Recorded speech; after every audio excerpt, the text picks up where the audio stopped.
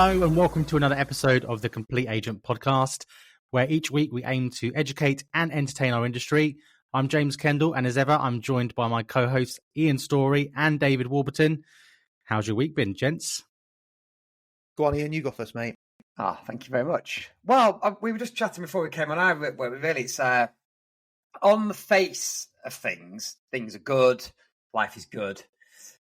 Start of the week off extremely well. I went to an absolute beaut last Thursday, which is a 1.5, 1.6 tennis court, 5 acres, lovely 1920s modernised house. The views across Cheshire are epic. I thought it went well, and they gave me the go-ahead on Monday, which was brilliant. And then I sold one. I know last week on the pod, I was talking about a guy who I've got one off-market 1.7, and we've put, Aidan has worked hard on this for me, actually. We put three or four buyers through it off market, and one of the cash buyers second viewed it, and he ghosted me last week. And I thought, do you know what? I think he's gone elsewhere. Anyway, it turned out he was caught up in the floods in Dubai with work. In where, sorry? In Dubai.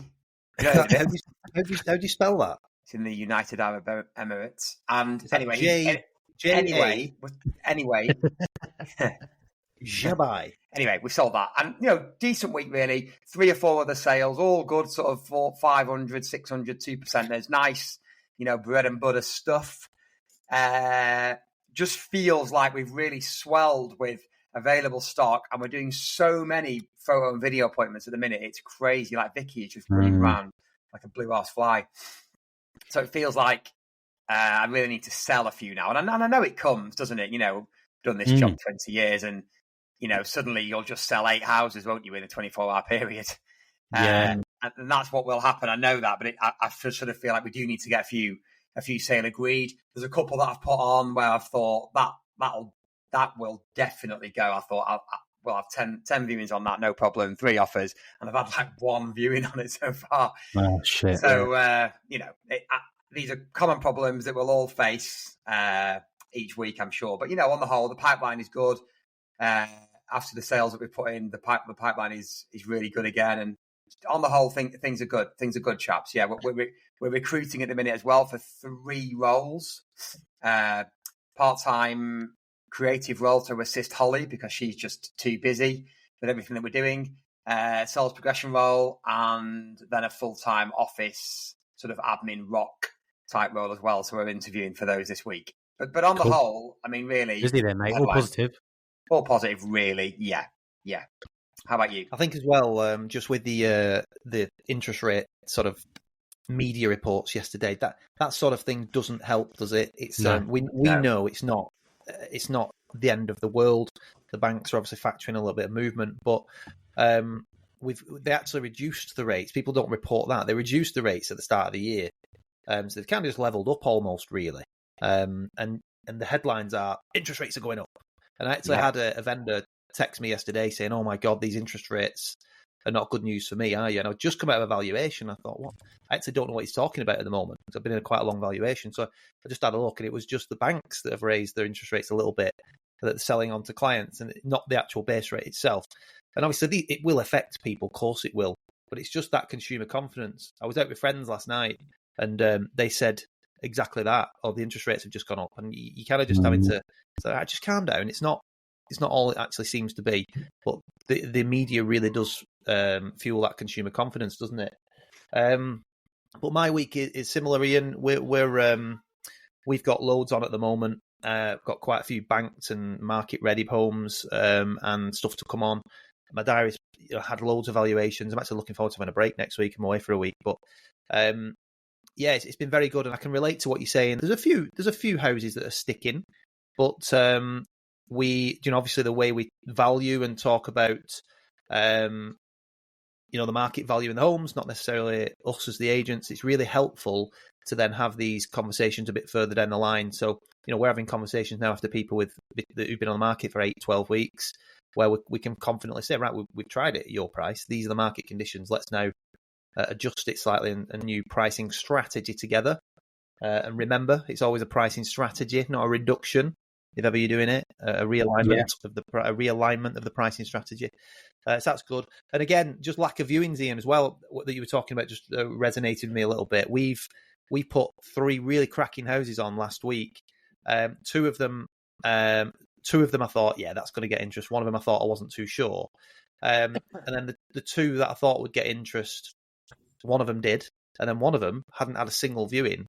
And we got to like 5 days, and I'm thinking, oh no. Yeah. And I'd said to the girls, have we not had any calls at all? And they said no. And I thought, oh no. And I've done loads of social on it, got loads of buyer matches. Anyway, out of nowhere, 3 viewings last night on my way to a curry with my mates, full asking price offer. Like nothing for almost a week, and then all of a sudden, bang, and they're just absolutely over the moon. So yeah, we've got one. I put one on last week at 1.675. Now, originally I'd said slightly lower, but not really that much lower. And it's an absolute beaut of a property, 5 acres, nice, desirable location. It's been on the market nearly a week. Well, it's been on the market a week, but I've not had a viewing inquiry. Right. Wow. I think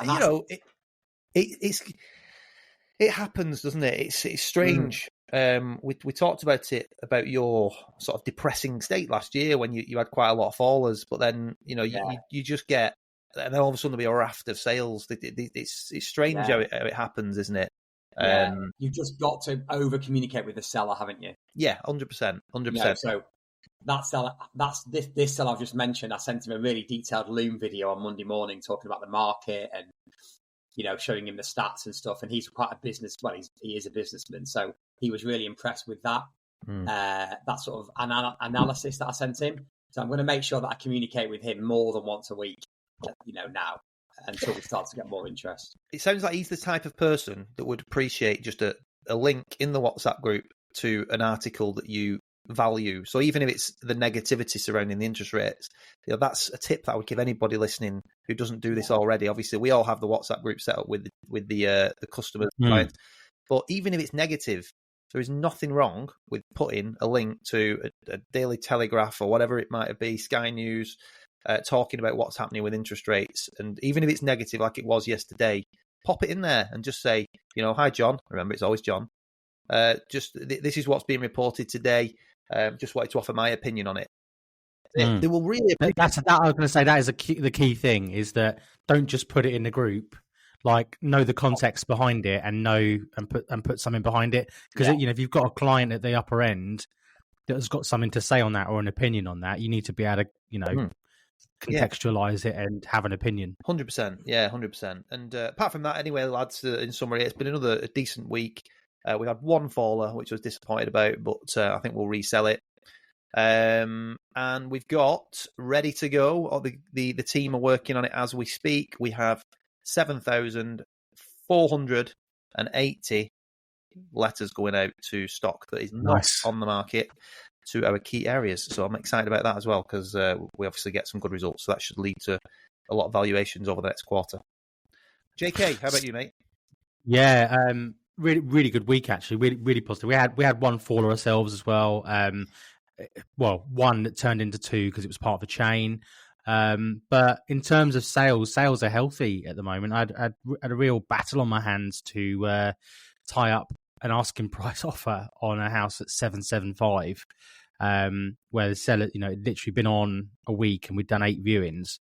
There was only one person that wanted to buy it at the full price, and they were like, we're selling it too cheap. And I was like, I actually said, I thought, the market data suggested it was more like 725 to 750. I said, but, if we get the right buyer, we can probably go a bit more. So, ideally wanted offers over 750, but we settled on, 775, got a buyer, really good buyer, 50% deposit, totally aware of all the work that needs doing. So again, that is a massive fee. I'm working on tying up another one at 830 at 2% as well. Rich has had a phenomenal week as well. He's got a couple in the bag, one at a mill, which is a really nice house to get. And we sold another one at 800 as well, literally in a week. Nice. Really good instruction. Strong pounds per square foot as well. But I just think, it all goes down to those 3 pillars, isn't it? Quality of the marketing and exposure. Those 2 out of the 3. If you absolutely nail those, if the price is right, and it's well within the market, then absolutely you're going to get deals done. But we've got a healthy amount in the pipeline again coming on. Just talking about letters, we're doing 10K again this quarter. So we've really got the operation in the next 7 days. To get 10,000 out is going to be fun. But JK, there is no excuse. I know our members sometimes. We ask our members how they're getting on, how many they've sent out, and they, some send more, some send less. But 10,000 letters, handwritten envelopes, there just is no excuse. And you have not got a massive team, have you? You've not got a huge. No. So you just have to do it. Yeah, there's no excuse. The thing is, you need to identify what your challenges are from day one. So if you're a team of 2 people, then it's going to be difficult for you to write the letter, pick the addresses, get it all the data scraped. You then need to handwrite all the letters. You need to stamp them. You need to fold the letters. You need to put them get them stuffed and sent out. But in between all that, you're running your business and trying to get things from other places. But it's like you've said many a times, JK, there is no silver bullet. It's just consistency. And, we've all been there. And I've tried spinning so many different plates, having instant valuation tools, putting different nurture campaigns in place, going out dropping leaflets, all these different things to get quick wins. And the only thing that's really consistently given great results for me, and that I can handle, and I know I can get out every single quarter, every single month, is direct mail. So it's like we said on one of the podcasts, I think get great at one thing and really go into it. And find the process that works because it works. Now, for Ian, it has been outsourcing a lot of the stamping and the letter, the actual writing of the envelopes and things like that. For us too, JK, we've kind of got a great in-house system that works well for us. There is no excuse. I know that there are team issues, and I get that, but there is always ways of doing it. And if you are genuinely not in a place where you can do it yourself or your team can do it, there are other ways, as Ian has proven. Just get somebody local helping you out, and it'll be a very, very cheap, worthwhile investment, without doubt. I think the other thing as well is it's time or money, isn't it? You've got to choose. Are you going to put the time in to do it, or are you going to spend the money to outsource it? Yeah, that's what it is. And to use an analogy, like if you were a farmer, again, this analogy is going to go somewhere. I've thought this one through before. I've there's no cups of water in this one, but a farmer. God. They plant their crops months in advance, knowing full well they're going to harvest in 2 to 3 months' time. If you don't do any of the planting in the beginning, so correlating this to letters, no farmer plants a crop in a week and expects it to grow. It just doesn't happen. So a farmer is constantly churning and putting I'm not a farmer, so I don't know how that works, but you get where I'm going with it. You need to lay the seeds and lay the foundations, and then what you put in now will bear fruit in 3 months' time. Yeah. And, the amount of people that say to me, you guys are constantly putting houses on, or, you guys have probably had the same thing as well. I was speaking to somebody yesterday who's hopefully joining the Complete Agent, and they were saying, I've seen you guys on Facebook, I've seen Ian's story, he just constantly seems to be putting big houses on the market, good quality houses. And I said, but that's testament to what we do and what we're going to help you do. And being consistent with that level of direct mail marketing and hitting the right demographic is what's going to stand you in good stead moving forward. If you do this every quarter for the rest of your business life, then you're going to bear fruit. Yeah. Because, I had the conversation on the podcast where we talked about lead generation, where how many fridges are you on? How many desks are you on? How many drawers are you in? Where people are literally waiting for the opportune moment where you're building a relationship with them to go, right, David's been writing to me for nearly 3 years about the market and what the market's doing. And then all of a sudden, they're then ready to sell their house. And who are they going to call? They've been building a relationship with you in silence for the best part of, a year, 2. Sometimes you can get lucky and catch somebody at the right time. It's like leaflets. A leaflet goes through the door and someone at the lower end of the market goes, pizza, Chinese, estate agent leaflet. Oh yeah, I'm thinking about selling my house. I'll give them a call. But, at the mid to upper end, when you're dealing with a different demographic, having that real kind of thoughtful content that is actually educating them on the market and shows you as an expert and the level above that's totally what makes the difference. But yeah, definitely. So shall we crack on and get into this week's podcast? So origin stories. I felt James. So very sorry, darling. Could I just tell you both a little story? Yeah, go for Excuse the pun. Is it how you lost the sleeves on your jumper? No, it's called a tank top. Have a gilet or a James, let's not get started on Arthur Daly in the middle there. Good work. So, touche. So I went to a valuation yesterday, a advice meeting, and the lady, this is the first time I've ever really had this. The lady was lovely. She was a bit of a mad scouser, but she was lovely. Like middle-aged lady. She was, some of them tell you the life story, don't they? And she was telling me that she had a really bad childhood. She wouldn't really go into any detail, but she had a really, really awful upbringing in Liverpool. And, she's been quite sort of mentally traumatized by it.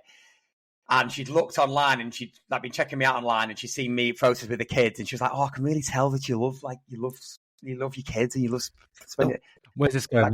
Don't do that. And she had ready, when I got there, she had a full, on the island in the kitchen, loads of sandwiches already prepared, cakes, drinks, just for me. Hey. Sat down. She said, I've got a bottle of Prosecco here for you to take back to your wife, because I'm sure she likes a nice little glass of fizz. I've got a big cake here for you to take back to the office for all the staff to have. I've got £10 each for your kids. I want you to put it in the piggy bank for the kids. I was like, this is so nice. Thank you so much.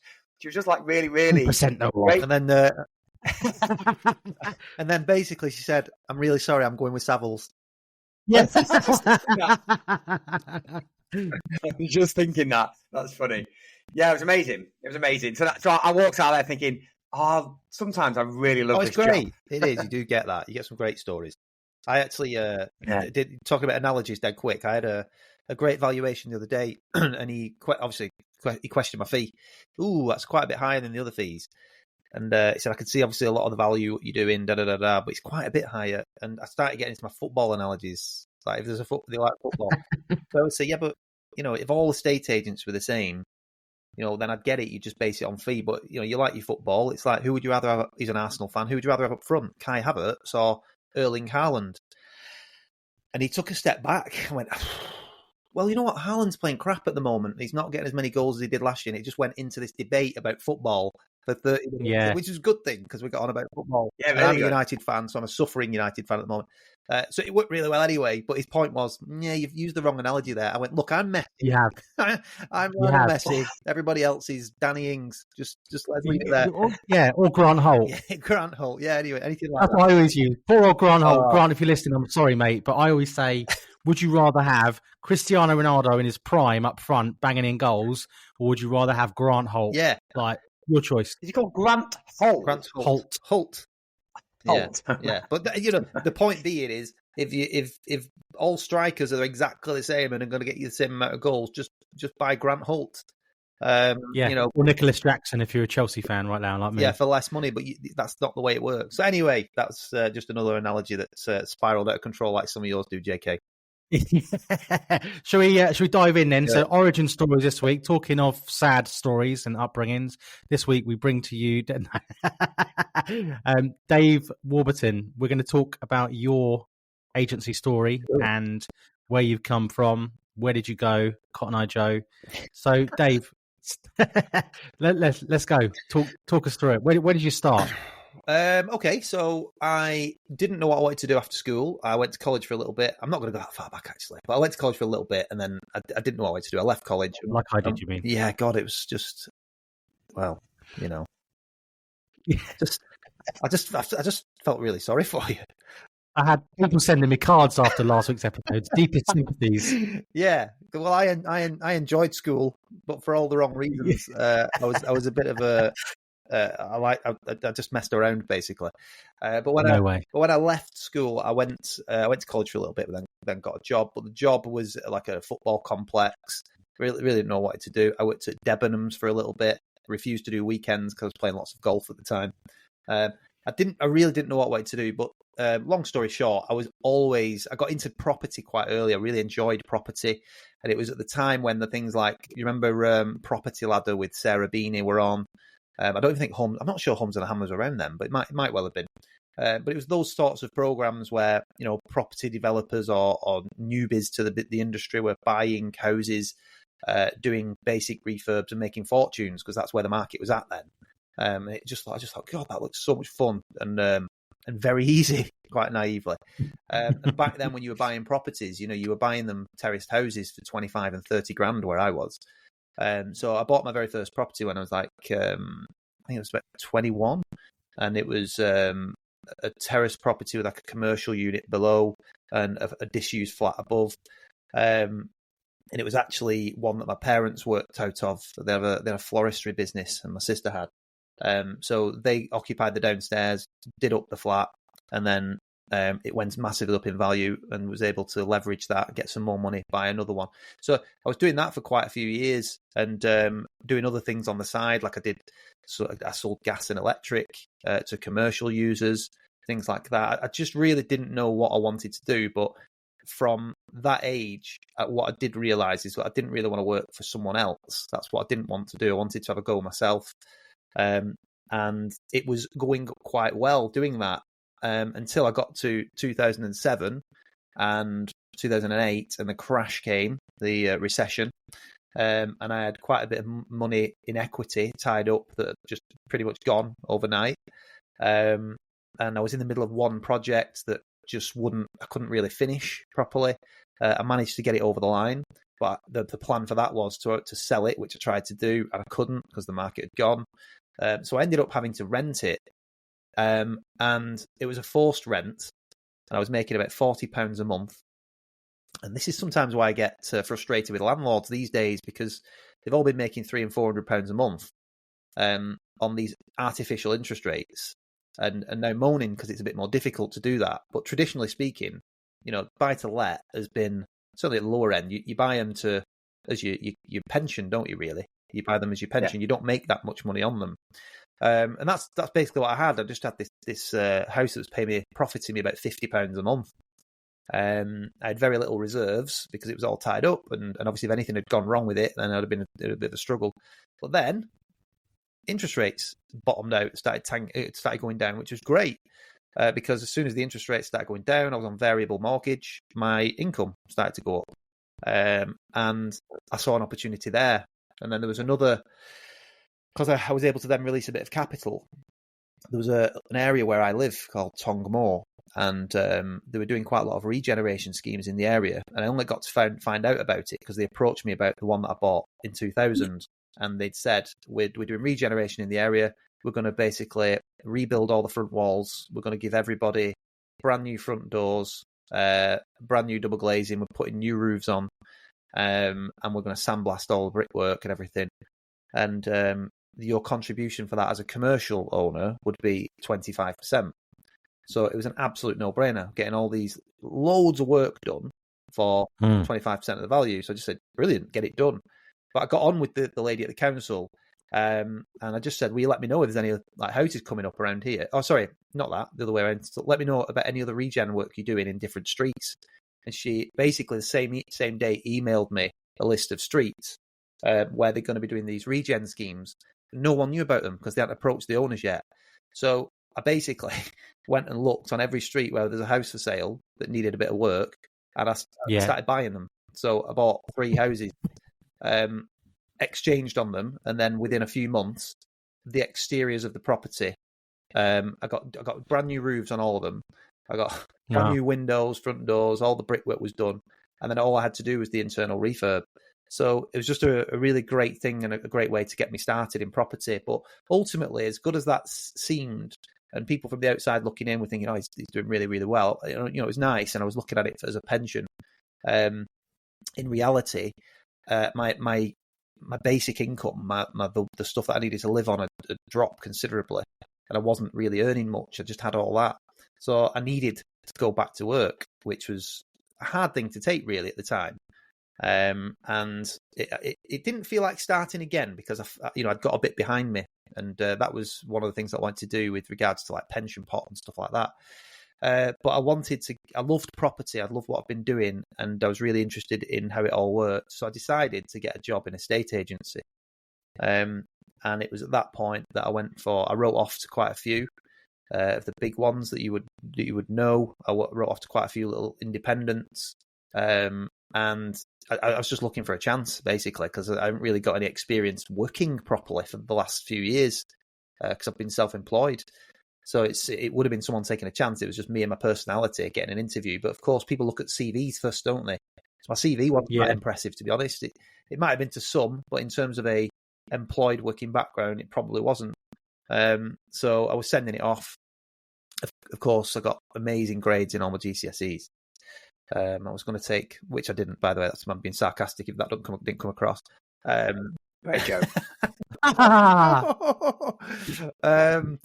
You weren't walking hard enough, Dave, obviously. Walking hard enough. Apparently. Can I just ask a question? Because I feel like we've skipped over something here as well. Am I making this up? Didn't you have trials for like football like before all this when you were young? As a kid, I wasn't good enough. I did trial to West Ham. No, not West Ham. I tried loads of different places. When I was young, that was my ambition, and to this day, I'm 44 now. My dad still thinks I can make it. Anyone who will listen, he's dead so proud, and it's really nice. But I wasn't good enough. When I played at a good level when I was a kid, and I trialed at a few different places. But as soon as I went for a proper trial, like pro trials, I remember. I remember just thinking, this is different. Because I was always quite quick, and I was a winger.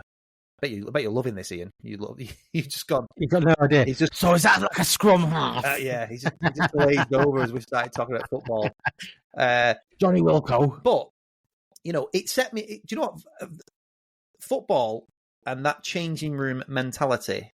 If you've had that, it set me up for life. That you meet a lot of good people, and that camaraderie that you have in a changing room. I think is really important, and I would encourage. I've got a 3-year-old. I'm going to encourage him to get involved in sports and things like that, because I really do. I do think it can be the making of people. 100%. You've got, especially in a changing room. You've got to have thick skin, especially when you look like me. So you just it sets you up, and I loved every minute. And I played football until first team football locally until I was 43 last year. So it forced me to sort of keep myself fit and in good shape. But I did realise last year that it was time to call it a day. But yeah, that was a good. I suppose, JK, it's a good point to raise, because it was it helped me in my working life going forward. It really, really did. And the friends that I've got from the clubs that I played at and stuff are still friends to this day. And some of them very successful in business that I've kept in touch with and have been great for me in my more recent years. So it's stood me in good stead. So it's fair question. But so I'll ask you some questions then. So we covered that. You started talking about where you kind of came from. Now you're just obviously sending your CVs into agents, trying to get a chance, trying to get a break. So what happened next? So who gave you your break, or where did you get your break, and how, what happened next? Yeah, so I wrote off to quite a few. I wrote off to a recruitment agent, and she was brilliant. I can't remember her name, but she was absolutely brilliant with me. And I was writing off to smaller independents, and she said, "You know what you need to do? I've got a great guy at Your Move, and I think you'd be perfect for that corporate environment. You'll get all your training. It'll give you a really good standing, good platform to work from, and I can definitely get you through the door. Then the rest is up to you." So I said, right, great. So I went and met the area director there for Your Move. It was a guy called Paul Dunn, and I'll forever love Paul Dunn. He gave me my chance, because I went to meet him. We got on really well. He started talking to me about the salary and stuff, which I still laugh about this day, because he was like saying, you come in. 11 grand. I was 29, and I'd done okay up until that point, and he sort of like going, so it's £10,000 a year, and then he was going through the commissions, and the OTE was like 14,000, and I was like, oh wow, yeah. And I actually said to him, look, with all due respect, Paul, that isn't what interests me at all. I'll take it. I just wanted to get in the door and learn. And I said, that's my plan. I'll be honest with you. I want to get in. I want to learn as quick as I can.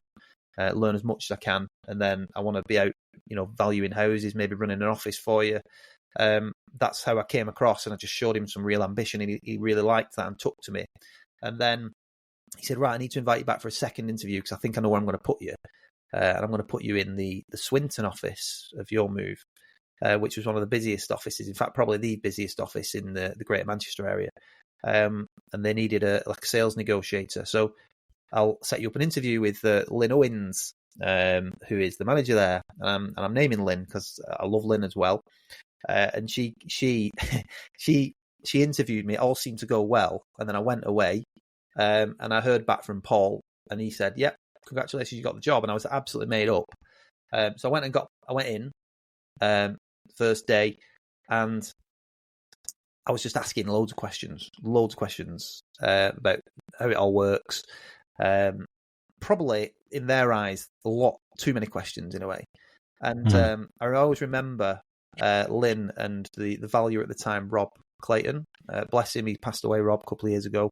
But they used to just nip off like cigarette breaks, like frequently, and just leave me there in the office. And we still laugh at it to this day, me and Lynn.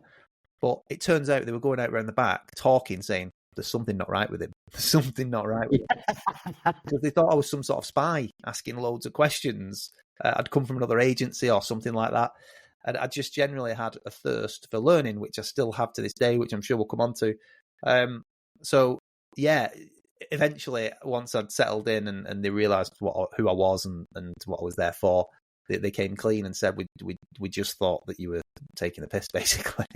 They just thought you were weird. Yeah, just asking too many questions and stuff. But it was just, I genuinely wanted to learn and understand the industry and grow. But I had some great years at Your Move. I met some really good people that I worked with and helped me. And it also helped to shape and make me realise what I'm good at in a estate agency and what I'm not very good at. And I quickly realised that I am great with people, and I'm a people person, and I like doing eventually the valuations, which I'll come on to. But what I was not great at was like all the sales progression side, and you had, when it comes to like spinning lots of plates, because I think a sales negotiator's job, if that's what you call them at the front end, it's a tough job. You've got, especially in the corporate, because if you remember JK as well, in the corporates, they are doing everything. They're answering phones, viewings, they're taking offers, they're doing seller reviews, they're doing all the sales progression. Usually there's a property management side as well, and they're doing all that. So it was basically, I had to learn very, very fast. And I did. And then within like a couple of months, I was out doing valuations. I shadowed Rob, who was a great valuer. And he took me out. And from there, I didn't really look back. I did valuing for about 12 months in a great patch. And then I was offered the branch manager's job in another office. So I went to be a branch manager. And I did that for a good few years before I was promoted to, I think the title role was like an associate director, where you oversee a few other things. But that was it, really. And like I say, I met so many great people there, and it gave me such a great grounding. And I think that if anybody is thinking about getting into a estate agency now, and they ask me what the best route in is, or what they should do, I always say, really consider a corporate position, because whilst we sometimes do slag off the corporates for their offering and proposition, which I believe is inferior to a lot of independents, and there's a good reason for that. The grounding that they give you, and the layers of skin that you'll develop, and the knowledge that you'll receive because you are having to spin lots of plates and learn everything on the ground up, I think it'll be invaluable taking you into the next step of your career. And I honestly got that job, and I said to myself, 12 months and I'm out, I'm going to go set up on my own. But I was there for 6 years because I absolutely loved it. I loved the people that I was working with. And I got to a point, actually, I thought, if I climb high enough up the ladder, I don't think I'll bother setting up on my own. I'm really enjoying it that much. And, I was being talked about quite highly, and as to move into sort of a much more senior role within the company. But then that didn't materialise because the company that I work for really started to struggle on the back of the likes of Purple Bricks and Yopa coming out, and they made the mistake of trying to compete with them rather than changing their offering. Ian, you're trying to speak, but you're on silent, I think. Just checking that you're listening, which is good. You can't listen because I was on silent. I never did the corporate route, so I know a lot of people have, and what you said is very true, I think, because it took me. So I only actually worked in a estate agency for 2 years 2.5 years before I started my own company, and I hadn't really had any training, so I winged it for quite a long time. And I think if I'd had that corporate training at the start, I think that would have given me a much better head start on things. I think that's valid. The other thing on corporate as well is the structure. I think one of the things, if you worked within the corporate, and if you make a certain level within a corporate, you really understand what it's all about in terms of, a lot of those businesses are run by accountants. So it is literally a numbers game. And obviously, we're big on lead generation and the numbers that go into that.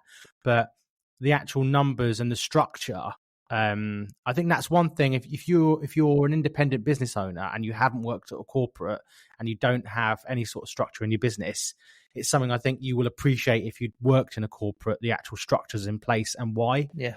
And it's not always a good thing in terms of some ways, in terms of, you have to make 100 calls a day. You have to do this. You have to do that. And I think, as you said, Dave, a lot of corporates, do fall down against really good independents because they can't pivot and they're stuck in their own ways.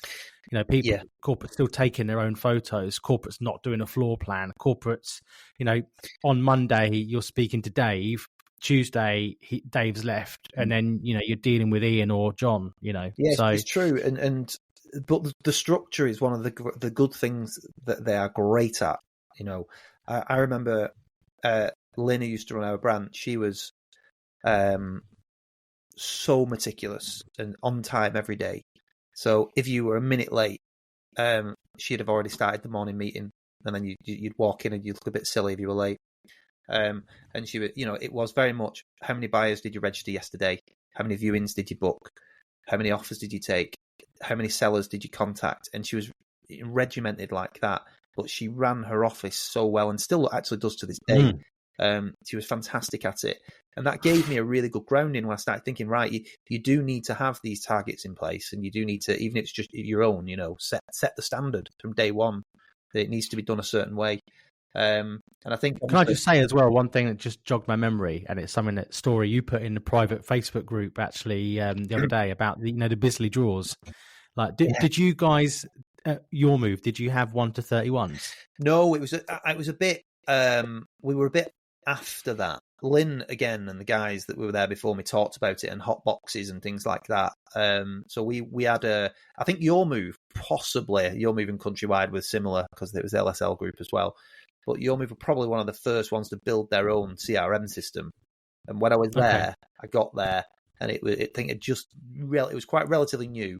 But to me, it was fantastic. I didn't know any different. But what year was this? End of 2009. I actually joined in December. Okay, yeah. They were that in the desperate computer to start. age. They said, start now in December. When normally it would have been January. So yeah, I went in, and the CRM that they built seemed brilliant. It did everything that you needed it to do at the time. But I would imagine they're probably still using it, and it might be archaic now. I don't know. Yeah. But, so yeah, it was, like I say, it was a brilliant grounding. And just briefly on the statistical stuff, one thing that I learned very quickly was that you run your business again on data a lot of the time. Paul, being the area regional manager, his spreadsheets were like something to behold. You were either interested in them or you weren't, and I just loved them. They just had so many different columns managing different areas of the business, and he'd set it up so that he had someone fill in the units every day on every single discipline within your business, so that you can spot the trends early on as to what's happening. So if there's a lack of, it sounds obvious, but if there's a lack of valuations going into the diary, there's obviously going to be a lack of instructions coming through. But if you don't spot that early enough, if you just think, oh, I've had a quiet week, and then obviously week 2 turns into a quiet week, and week 3, that's not just I've had 3 quiet weeks. That's 3 quiet weeks that are going to lead to a really poor exchange month in 3 months' time. Well, when it was 3 months, by the way, but in 3 months' time. And he taught me to start thinking that way. And everything, he had all these stats, and it all came back to one thing. Your job is to fill the front end, keep replenishing that stock, and everything else will take care of itself. So keep filling the front end, and everything else will keep taking care of itself.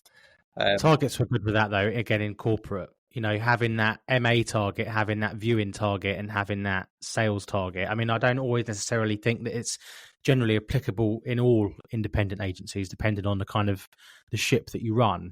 But I do think, it just resonated with me what you just said there.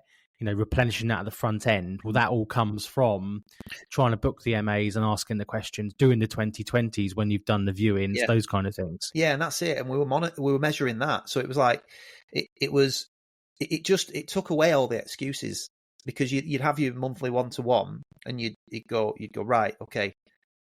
Obviously, we're looking at the end figure. What's exchanged? What's gone into the bank? And then you work your way back and say, right, well, this month you've only booked 15 valuations. You've converted at 50%, so that's great. Seven done. Your average fee is 2,100, which back then it was great. Your average fee is 2,100. Done a little bit on management. That's all good, but your target was 10 instructions. So what you going to do to make it up this month? Why did you only do 10 instructions? And the answer would have been, well, you only booked say 15 valuations. You needed to book 20. Why have you only booked 20? How many leaflets did you deliver? And then it's all going back to that. And it might be some of the underperforming branches. It might have been, well, you've booked 25 valuations, great, but your conversion rate's 35%. So what are you doing in the valuations to only convert at 35%? Run me through your pitch now. And it just made me learn very quickly. It was brilliant. Paul just ran his businesses, his branches on these spreadsheets. And you couldn't really argue with the data. And that's why I became really obsessed with data from early on in my career, because it tells its own story and you can spot the trends. So, somebody asked a question in our complete agent group the other week, said it'd be really good if you could discuss some data on the podcast, which I think we will in the coming weeks. Yeah. Because if you're not tracking your numbers, and a lot of the CRMs do it for you, but you have to actually go and look at it. I think you need a system where it's being done every day and that you actually do look at it on a spreadsheet and you can spot the trends very early and find out what your problems are. Because if you don't know what the problems are, you can't fix them. And that's what corporate taught me very, very early on. And so Dave, just conscious that obviously we're 42 minutes in, and we want to get the whole of the story in. Okay. So you're at your move. Yep. You're working your way up the ladder. Yeah. Or you're walking your way up the ladder, and then all of a sudden, what happens? What's the breaking point where you start? I was ready to make the next jump. I wanted to be like the area manager running multiple offices, but there wasn't enough positions. And Paul used to say to me, I would give you a position tomorrow. I can't just take somebody out and just give it you and all that sort of stuff. You'd have to move. Like he said, you can move region, but then you won't be working with me and stuff like that. So that started to grate on me a little bit, but it was no one's fault. My branches that I was running were doing great. I was one of the top performers, and but I just started falling out of love with it. Really, we alluded to something before where the corporates can't move as fast as the independents when they've got lots of offices in particular. Like I'll remember, we used to take photographs when I first started in 2009 up to about 2011. We used to take photographs on a Lumix camera, a Panasonic Lumix camera. That's like, if you don't remember them, it's smaller than your iPhone. And I'll never forget, I went to a valuation where it was a probate, and they just invited 3 valuers out to say, just come and do the instruction. We know what it's worth. This is what we want. Come and take the photos and everything. So I turned up with my little Lumix camera, and one of the independents that's well thought of in the area turns up with this massive camera, the flash. They look the part, and I thought, oh my god, that I look stupid here. But what they couldn't do was roll out 300 SLR cameras at £1,000 a pop, because it's 300 grand. Every branch needs one. Eventually they did, and they had to do it bit by bit by bit. So whilst other people were moving forward and getting the best equipment to take photographs and things like that, we were getting left behind a little bit. But back then, the corporates were winning because we always used to go on the multi-branch network and things like that, and you command good fees in relation to your independence. But it's obviously changed now. But going back to your question, I became a bit disillusioned with it, and then obviously Purple Bricks and Yopa came out, and they did change the face of the industry a little bit. This 24/7 mentality. They had their brilliant app. And what year was this for you? 2017? Yeah, it was a bit before that. They came out around 2014, 15, didn't they? Something like that. And started to get noticed. And obviously they had the clever advertisements. And then they weren't really picking anything up in our area. Now, I remember saying on the calls, no, they're not really in our area at the minute. Not really affecting me. And then all of a sudden they started to pop up, and I was going to valuations, and people were intrigued by it. You know, well, it's only going to cost me £999 to sell my house, and you're telling me it's £2,500, Dave. I'll be like, right, okay. I've never had this before. Not had this before. I'm going to have to learn fast and find a better pitch and da-da-da. And it kept happening and kept happening and kept happening. And all over the country, Your Move were losing massive market share. And they were very focused on market share, as I'm sure you're aware, JK, in that corporate environment. It's all about market share. So they were losing market share massively. So from the top down, there was pressure. So the pressure was filtering down to the regional directors, who were then feeding that onto the area managers, and the area managers were in turn feeding it onto the branch managers. And the straw that broke the camel's back was when I got a phone call after a valuation, and it was literally, I'd come out of the valuation, my phone was ringing, and the guy who I get on with really well actually, but he was under a lot of pressure, so I won't name him. But he rang me and said, "Dave, you've just been in a val." I said, yeah. How did it go? I said, yeah, it seemed to go well. Got on with it well, and da-da-da. How much is it worth? I said, it's 200,000. And he said, okay, did you value it at 220? I said, no, valued it at 200. And he said, you need to start valuing at 220. You need to start valuing like 10%, 15% over market value. And basically the strategy changed. It was, tell them you'll get more, lock them in, we'll get them in the 6 months agreements, and then we'll chip them down. And it just did not sit well with me at all. And then that burning ambition then in me wanted to go out and start my own business. So I started working towards, in about 2015, I'd made the decision, I'm doing it. But I still gave everything to Your Move as the best I possibly could. But in the background, I'd started thinking seriously now, I need to go and do my own thing. So I started looking at websites and et cetera, et cetera. So that's when the business was born. So what made you come up with that name? I don't know. It's a bit like us with the Complete Agent. I think we were just we were. I was on a WhatsApp group, so at the time I had 3 business partners, and we were on a WhatsApp group, and we were just spitting names out, and then somebody just came up with We Locate, and I was like, I think that sounds all right. That's pretty good. And the reason We Locate came to be is because I wanted to follow the Purple Bricks model. I thought this is something I can do. That's the future. That is it's the future. Yeah. We'll do 999, no sale, no fee. I'll back myself against anybody, and I'll just go out and do that, and we'll sell a shitload of houses every month. And we'll just do mass volume. Yeah. And that was it. And I just thought, I'm doing it. So put my little business plan together. The numbers were completely outrageous that I thought I could deliver.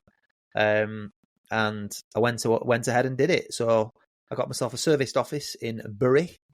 And it was a small, didn't even have any windows or anything like that, but got a small office, few £100 a month, got some equipment. Somebody else who was in the same boat as me at my previous company wanted to set up with me, so we did that. And I took another member of staff that wanted to jump ship as well. They were going to another company, and I said, well, before you go there, will you come and speak to me? And that was Pauline, who is with me to this day. Pauline was like the top performer at Your Move. She was brilliant for a job, and I just thought, if I could get Pauline with me, that'd be a real coup for me. So I did, and she's been with me to this day. She's an absolute ledge, and she's been through the good times and the bad times, and she's been a proper rock for me. And so we did it. We set up the business, and I literally opened up with nothing, and we went to pounding the streets, delivering leaflets. We set up instant valuation tools when they first came out, and the offering was £999 plus that. We got a guy. We were lucky because The person that I used to work with at WeLocate when we first set up, he knew somebody in design, and he was a really high level designer. So he did some really great branding for us for a really cheap price because he was a friend of the guy that I worked with. And he did some amazing branding for us, and we got off the ground really quick. We looked like a good online agent, which is what we pushed. Was it 999 no sale, no fee as well?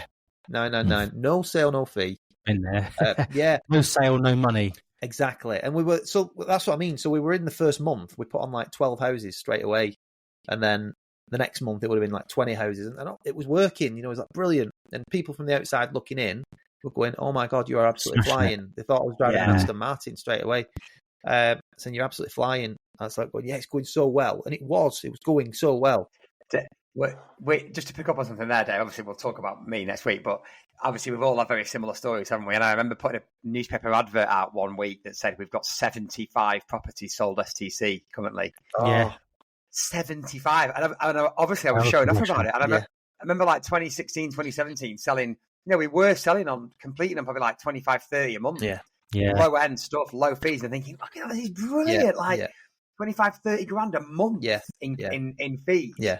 Actually, when you work it out, if say your overall costs are like no more than, I don't know, 8-10 grand a month, if you can do that all the time consistently, it is actually profitable. It's just an absolute headache. It's a slog. The thing is, you can't though. That's the problem. You can't do it because the problem is to manage that level of stock, you then need a bigger team, and then exactly. Go on. It goes, doesn't it? Yeah, you can do it for a bit. I think. You think you can do it for a bit, but then it all goes, doesn't it? You can, but the thing is, and then from like you say, we've all come from similar places. I can remember being in a position where that 1 year in Bedford. I mean, this is after 999. I think I said last week we sold 173 houses. At an average fee of like £1,600, and we still only had like 35 grand in the bank or 30 grand in the bank. And I was thinking, we're churning out all of this, but it's not really going anywhere. No. That's what was happening. So we'd done 999, no sale, no fee, and we were just absolutely flying front end. So much so, I thought it'd be a great chance now, because what happens is you start to get too busy and you can't service the clients. And I remember Pauline was climbing the walls, booking viewings, taking offers, running the pipeline herself, bless her. It was not a great place at that time for her. Because it was so difficult to manage it all. And then your service levels drop, of course. But so I said, right, well, we need to recruit then. Front end's going really well. We need to recruit. So I ended up taking on another valuer. I ended up taking on another, I think 2 more sales negotiators. I took on another viewing rep. And before you know it, my overheads had just got way out of hand. The volume started to drop, because other agencies started to do the same. Other people came along and started doing the same sort of thing. The volume started to drop, and before I knew it, I was hemorrhaging money, and it was not a good place to be. So people from the outside were saying to me, things are going brilliant, aren't they? You're doing really well. And I was smiling through gritted teeth because I was crying myself to sleep at night, thinking, well, how am I going to pay everybody, et cetera, et cetera. And I did have some financial backing, which was helpful, but it wasn't a good place. That first 2 or 3 years was not a good place. And ultimately, it led to probably the worst time of my working life, which was around 2018. And I had to make redundancies, which, was utterly awful to this day. Utterly awful to this day when I think about it, because it's lives you're affecting. But you just couldn't do anything but make the redundancies. So we had to go back to basics. It ended up being just me. And I pretty much started again. And the guys that were with me then, I've got Kate and Pauline, are still with me now, and they've been through all the turmoil, and they've come out the other side, and for that I will be forever grateful. But they've been, that was basically it, JK. I mean, what I missed out on that, I had a brilliant idea for WeLocate as well early in the day. So we were 999 plus VAT, no sale, no fee. I came up with a genius idea to do 849 if you pay up front. Oh wow! Yeah. And that's how you bought your Aston Martin. Yeah, that's it. So, and then what happened was people go, all right, that sounds good. I'd pay the 849. I'd come back to the office going bosh, bosh, bosh, thinking, great, we've just got like 10 849s this month, but then there's no money coming in, and I need to spend it because I've already got outgoings to pay for it. Oh, it was just a disaster. It was a disaster. So, after that, after I'd had to make the redundancies, I said, right, we're going back to a traditional estate agency model. It's what I know. It's all about service. We're going to do great photos. We're going to do great floor plans. I'll back myself in any appointment. I'm going back to percentage fees, low volume. And I said, from here, we're going to do 1.5% plus that. And of course, it ended up being 1s and 1.25s and things like that. But our average fee almost tripled, straight away. And it just allowed us to climb out of this hole. And it's still not perfect to this day in that respect, but it's so much better. It's just such a better place to be. WeLocate, that is. It's a great brand. It does lower to mid-end stuff. It's got a fantastic team, and it attracts the right houses, doing it the right way. And it's a good mid-range business. That. However, you didn't want to stop there, did you? Didn't want to stop there, no. So I always had ambitions of going a bit more upmarket. I'd seen Fine & Country, I'd seen Savills, and the way they used to do things, Jackson Stopps, all these big agencies that were seemingly doing high-end houses, and I just thought, I'm never going to get invited to them with WeLocate. So that was the first thing I thought. I looked at my business, I said, we look like an online agent, which we're not. And we've educated people that way and changed the way we look in that respect. But that's how it felt to me. So I decided to set up a completely separate brand. But this was after educating myself. So JK, you touched on it last week. I decided to see what was out there. And I accepted I didn't know everything. And I wanted to go and find out more and learn more. And that's exactly what I did. So I went on loads of different courses, and met loads of different people, including you two great gentlemen, at various different things, and just learned from who I consider to be the best in the industry. And I thought, right, that's what I want to do. I want to up my marketing, up my offering, but I ain't going to do it on the WeLocate brand. It just doesn't look that way. And that was the first sort of honest conversation I had with myself. And I said, I'm going back to the drawing board. So I started a completely new brand called Burton James. My wife came up with the name, and I decided, right, I need to get a website built.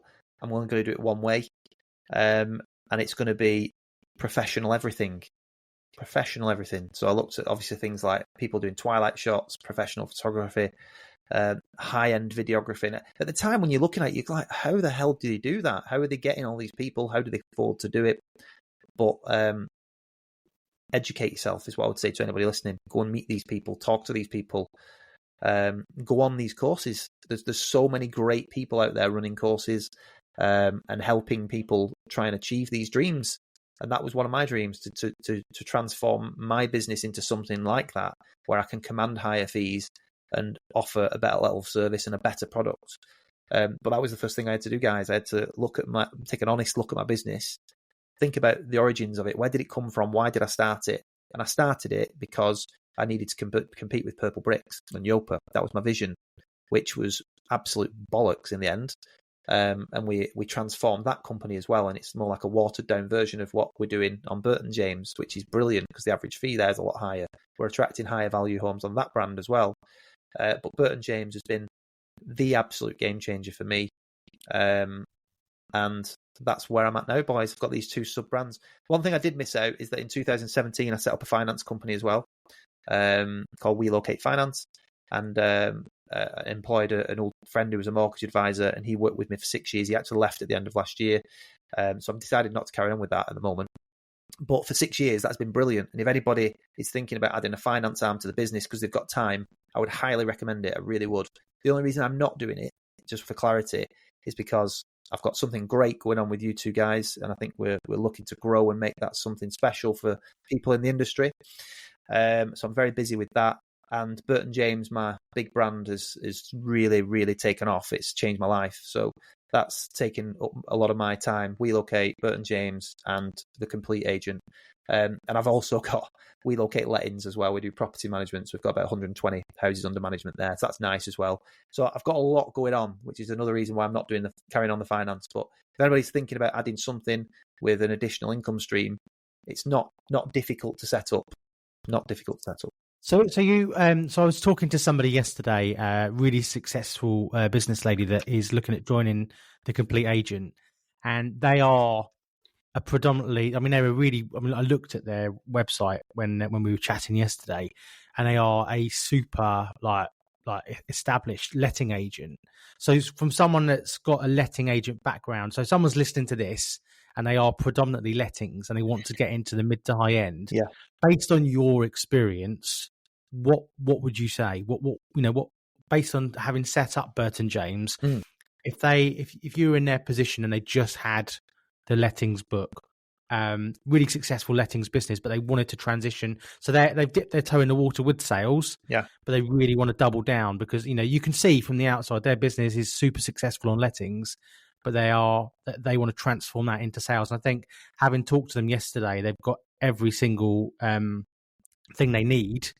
But what would you say, if you were giving them advice based on your journey, what would you say to them? Did you say they've got everything they need as in what? Staff? It's everything they need in terms of, they've got money behind them. They've got a team behind them. Yeah. They're established in the area as a lettings business. Yeah. Okay. One of the things I said was about that the sub brand, and I did talk about you, and I did talk about what we're midway through doing. But I was just interested because I get messages as do you guys from various people on LinkedIn and Facebook that listen to the podcast. But if there's someone that's kind of lettings heavy, because me and Ian don't have lettings. Ian had lettings, didn't you? You had a lettings business, successful lettings business. And maybe you can jump in as well, Story, then, and say here, if somebody is in that position, just made me think, because I'm all about delivering the value as we all are to people that are listening. What advice would you give someone that's listening that's in that position? Okay, so I think it's kind of the principle's the same. I think that you need to take an honest look at what you are, and what you look like and what it is you're trying to achieve. Now, if I took away We Look at sales and I just had We Look at lettings, and I decided that I just wanted to jump straight into high-end sales, the principle would be the same. I wouldn't just go and set up. Talked about you being a very impulsive guy last week, JK, and successfully rolling things out really quick. And Ian, you're the same. I've always been astonished at how you guys implement things so quickly and just roll with things. I'm not like that as much, and I tend to sort of deliberate probably too much, but get all the facts and figures behind me and stuff like that. But you can do it both ways. I think you definitely need to educate yourself. So get in a room with like-minded people, and there's loads of people out there. So follow people that are doing what you do, which is essentially what I did. I met Matt Giggs in person for the first time when I did the Property Pawn Stars podcast, but it felt like I'd known him for years. And I told him that because I'd been following him since 2016 and all this stuff on LinkedIn and other things. And he was in a similar position to me years ago when he left, obviously, Countrywide and set up his own business. He'd just done it a few years earlier. And he actually said to me on the pod that you just remind me so much of myself and my journey. But I felt like I knew him because I'd followed him for such a long time. Perry's another one. Perry Power, I followed him for years. I only met him in person a couple of times. Other people in the industry, you guys, Ian, when I'd seen you plenty of times, you were very, you were all over Facebook and stuff like that. So there's lots of people that you follow, Stephen Browns, Tom Panos in Australia. There's so many different people that you can learn from. But ultimately, follow the people that are doing what you want to do and soak up as much as you possibly can. But for me, the first thing you have to do is just have an honest conversation about what you are. And if I don't know what that lettings brand looks like, whether it's a high-end or luxury lettings brand, or if it looks mid-range, which most lettings brands do, because they're attracting 2-bed terraces and 3-bed semis, which is what the majority of investors at our level buy. So I think you need to go away and seriously look at how your brand would look, so you would want it to look, because that's what's going to attract the right type of house. So yeah, basically educate yourself first. And then once you've done it, particularly if you've got some money behind you, if you have got that, you've probably got a bit of a head start, but it's not the be-all and end-all. But it does give you a head start. And then, without question, do everything properly from day one. Don't be consistent. I mean, Don't take it. How many There's no times have we shortcuts. said that? Yeah, absolutely. Yeah, there's no shortcuts. You've got to do it consistently from the start. So if you're setting up a separate brand, like you've done, Dave, then that's that's a good way to do it. If you've got a mid-range brand, I now believe that's the case, because you can sort of separate the two and you can go full steam ahead with one, the higher end brand. But you've really got to consistently do everything from the start across everything.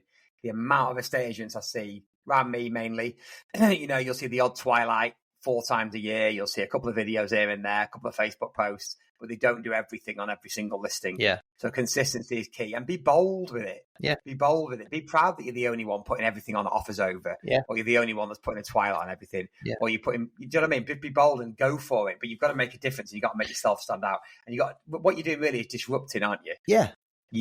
In many cases, because in so many areas there isn't anyone doing everything like we do. So you've got a massive opportunity to disrupt your local market. Yeah. And it's a plug for us then, because I don't, a lot of people don't realise that we offer a paid service from the Complete Agent as well.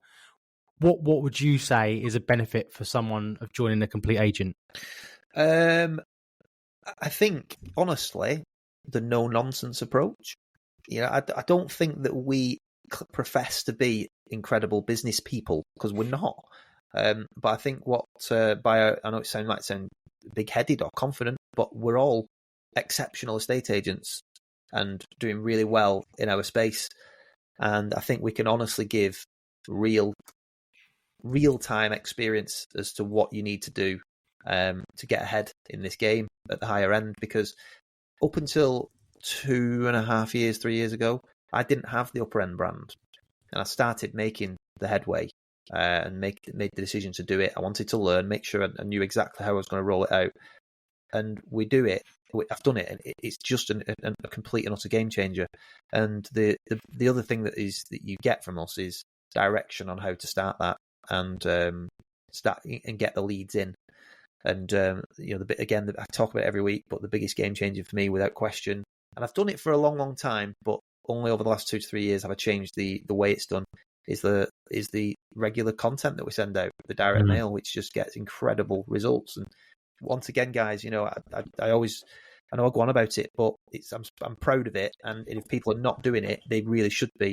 But we got a call yesterday for a barn up near us, and it has 8 acres of land. I've checked it out. It's probably going to be worth around 1.5 million. I'm going valuing it when I get back from holiday. And she had the letter from December. Can I just say as well, one of the other things that I think, sorry mate, I know you want to tell us you went to another barn conversion as well, but do you go to anything else? One of the things I would say is that with the Complete Agent membership, I don't want this to turn into a huge advert, but from coming where I've come from, I think you get the benefit of all of our mistakes over the years and our experience. Yeah. And what is also nice is, the first mastermind we're going to hold is in June. Being in a room full of similar people in a safe environment to be able to say, look, these are the challenges that I've got. This is what I'm looking to do. And, it's not, this isn't going to be a Steve Jobs Apple kind of event with, a projector on the side of, behind us. But, it's going to be about solving challenges that you've got, and also speaking to people in the same room that have got similar challenges and have been on that journey. Yeah. I just think, a culmination of, yes, the lead generation strategy that's going to get you through the doors, help to actually win the business. Like Dave, the Data Loft training that you did, certainly for our members, and even for myself, I never used Data Loft.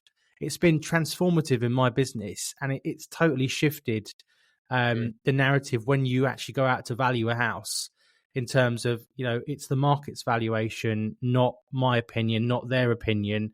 And I think it's just been that alone is for me, if I was a paying member, then I would, that would be worth its weight in gold. Because that's just, all you've got to do is cover your membership in 1 or 2 months. And you'll do that, if not more. We've actually put a money-back guarantee on the website. If you follow the process and you do what we do and it doesn't work, we'll give you your money back. Like, we'll transfer, no problem at all. But we're that confident, and we know that if you follow this process, the proceeds will come and it will be transformative for not only your business, your life, but your life. Yeah, absolutely. There's no question about that.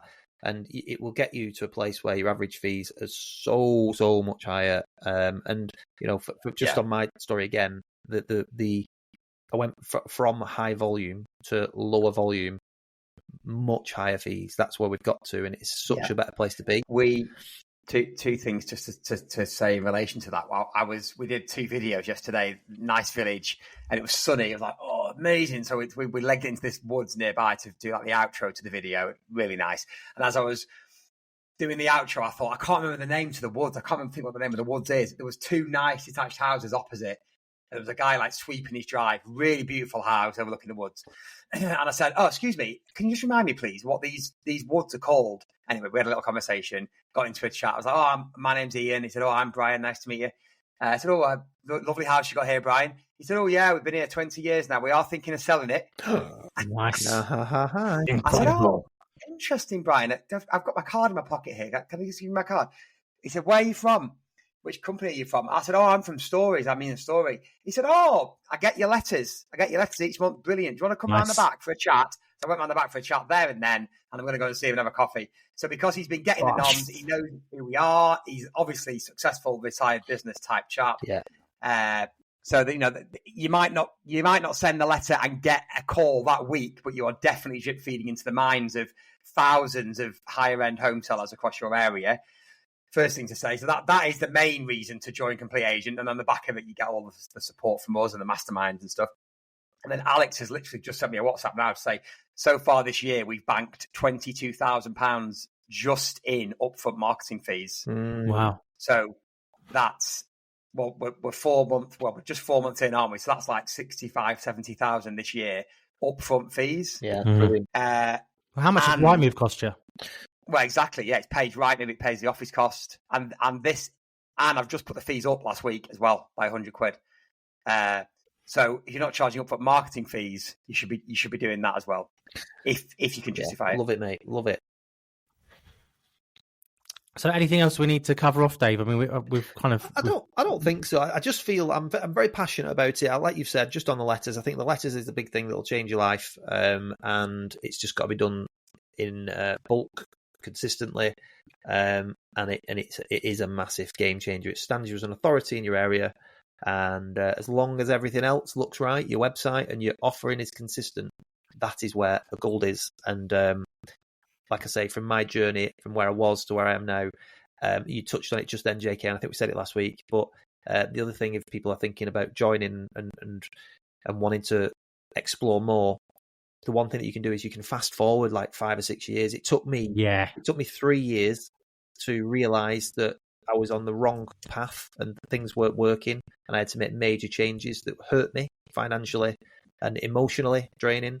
And then it took me that long, and then it took me another 3 years to get to the stage where I'm really happy with an upper brand. So 6 years for me. What I'm telling people is, take that off. You can start from day one. Yeah. www.thecompleteagent.co.uk. Join today. We should also mention, shouldn't we, that we're going to have a discount code for Street users coming soon as well. So we're the two of you use Street and love it. We're moving over to Street as things stand, and we've agreed a discount code with them where you can get £500 off your setup fee with Street. So when we've got that code, we'll start to share that out. Barn conversion pen. On the podcast. Exactly. Cool. Anything else to go across, lads? I think it's been another great pod this week. Looking forward to sharing story next week. And I think that's a wrap. Anything else to add? No, it's been a pleasure. Nothing from me. I hope everyone has a good week. Stay strong, ladies Thanks for listening. Yeah, thanks for listening, everyone. Thanks for the messages as well. We really appreciate the messages. Don't forget to join the Facebook group as well. And we look forward to hearing, seeing, speaking to you next week. Have a good week. Cheers, guys. Bye.